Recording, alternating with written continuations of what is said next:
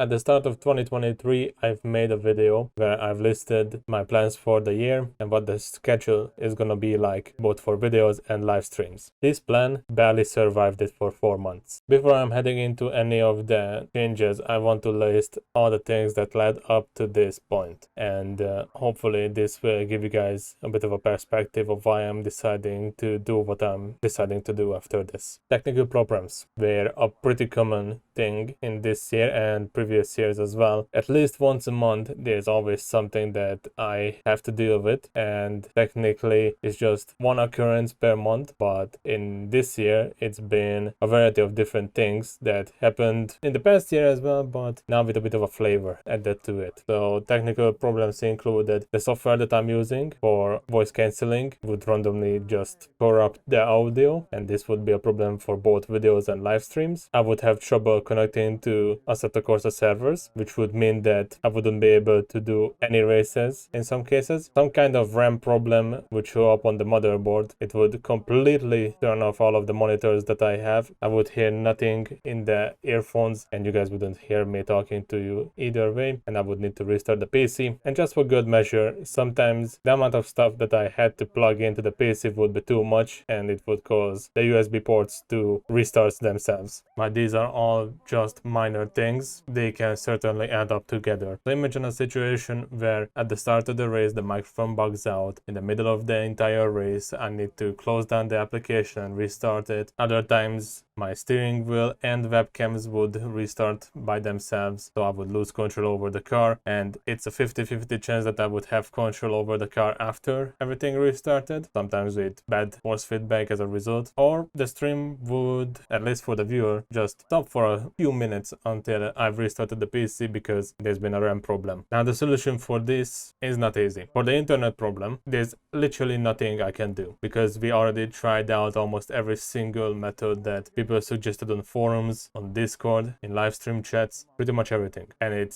looks to be non-fixable. We are limited to the internet that our provider is providing, and there's no alternative that could provide the quality in this area. As for noise cancelling, I've found since a good alternative, and that's what I've been using for the majority of the videos and live streams since then. But as for the RAM and USB problems, that's a bit more complicated. Firstly, my motherboard only supports 16 gigabytes per stick, so while I currently have 4x8 gigabyte of RAM installed, the best thing I could have as an upgrade is either 2x16 or 4x16. But here's the catch: that doesn't solve my USB problems. That would only be solved if I were changing out the motherboard, and if I'm changing out the motherboard, it's a snowball effect. If I'm switching out the motherboard, I will be switching out the SSD to an M.2 SSD as well, get new RAM, and possibly switch to Windows 11 as well, because I just don't want to go with the trouble of doing things one by one, hoping that it fixes it and throwing the money out on the window in the process. So that's the technical side. Unfortunately, there's a human side here as well. Most of you probably know this by now, but in the first half of this year, our beloved German Shepherd Venus has passed away. She would have been 15 years old if she survived it up to August, and for a good while it was pretty hard on all of us here in the house, and to a degree when I'm doing this voiceover it's still kind of hard to talk about someone who just recently passed away. But since then we have Susie, who is a husky puppy, and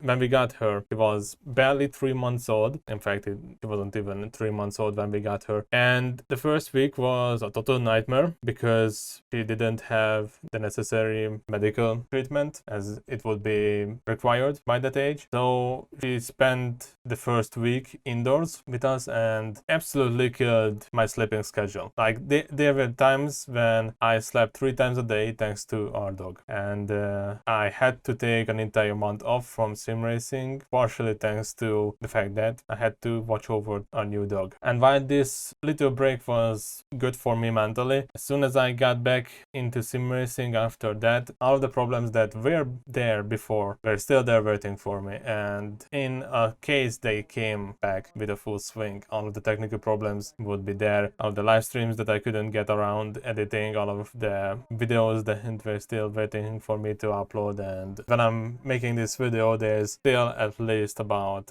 70 to 80 live streams that I need to go over and edit them down into videos. And this is a pretty good example of the third problem that that came with this schedule, and that is too many projects. So I started to work on my first racetrack for Assetto Corsa last year, and I haven't been able to publish that yet. I've been trying to manage all the stuff that I have downloaded for Assetto Corsa and organizing them in a way that it makes sense in my pastime. Unfortunately, in the same time, certain communities changed when they host their races, so there were a lot more conflicting time slots for me to try to get into. And also the big project that I'm planning to release this year, Circuit Stage, involved a lot of me contacting people, trying to get replay files, trying to get the required liveries for the cars in order to have the replays work properly. And in some cases, I had to wait weeks or months for people to reply to me.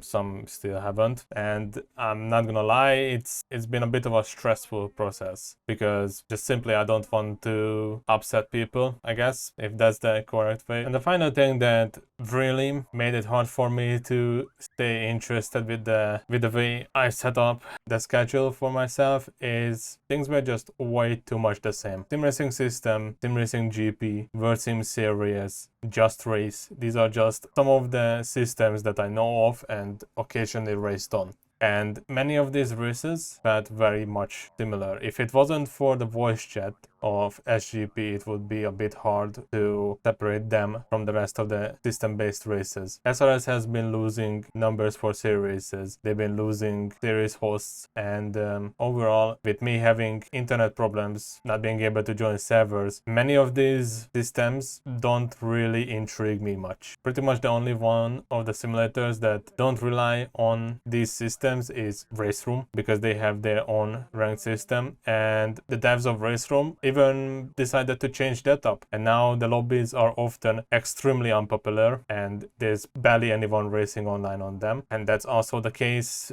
with pretty much most of the systems as well. If it's not a hosted series, nobody cares about it. I mean, we had one series on SRS where there was only one single race that went official. So congratulations to the series winner. I guess what I'm trying to say here is, ever since I've decided to give online racing a shot, it had its ups and downs for sure. You can't have a great race every single time, but in 2023 so far, the majority of the races that I enjoyed were races that I watched and not races that I took part in. They were, like I said, they were some good races, some bad races, but especially with all the technical problems that I'm facing with, it's a battle that I'm not interested to keep up with. So I've decided to step away from online racing, at least for this year. I'm going to scale stuff back when it comes to live streams, and the majority of them will either be commentary live streams or me racing AI. And I'm sorry for those who were expecting me to race in other simulators. They just simply don't pull me in as much and don't keep me intrigued enough as Assetto Corsa, and I'm pretty okay with that. I'm pretty okay admitting that AC is my favorite sim, even though it's far from perfect. It's far from complete, I guess, thanks to all the additional stuff that you can download to it. But at least it's a game that even if I cannot race online, I know I can have a solid offline experience in it. And that's unfortunately not a thing that I can say about the other simulators, the other main simulators. I mean, just to give a few examples, I'm not gonna go into much details, but Race Room, for example, you can't race it if the servers are down. It's a fully live service game. Automobilista 2 is a simulator that still hasn't gotten any major updates for the online part, and no scoring system pulled over from Project Cars 2 is not one, especially knowing how buggy it is.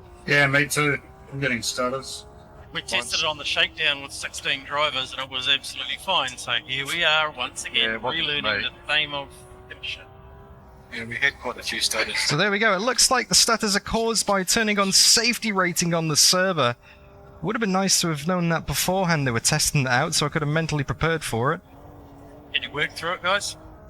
Yes. It's making corners a bit difficult, but it's doable. experience. And R-Factor 2 is just, I don't know, it doesn't pull me in. The AI is inconsistent. The online racing can be fun, but it's one of those simulators that I regret buying. And I don't care how good the force feedback in it is, it's just, for me, not a really enjoyable title. I can put up with it, and if the races are fun or combinations are fun, sure enough, but it's not a simulator that I'm willingly open up regularly. So with all that out of the way, here's what I've decided to do. There is still 6 weeks left, that's a mouthful to say by the way, from the BTCC series where I'm the co-commentator, but after that I'm going to take a month off from live streaming. During those 6 weeks I might occasionally do some AI races, but I'm thinking of scaling back from live streaming, at least until I catch up with all the other stuff that I've started since last year. And once I'm done with all this, currently I don't know what is gonna be the schedule, but I feel like I've had a good enough time in online racing, and it's time for me to shift focus to something that I know I can enjoy more regularly with way less drama. That said, all that's left for me to say is thank you for watching. Have a good day or night either way, and I'll be seeing you around hopefully. Take care.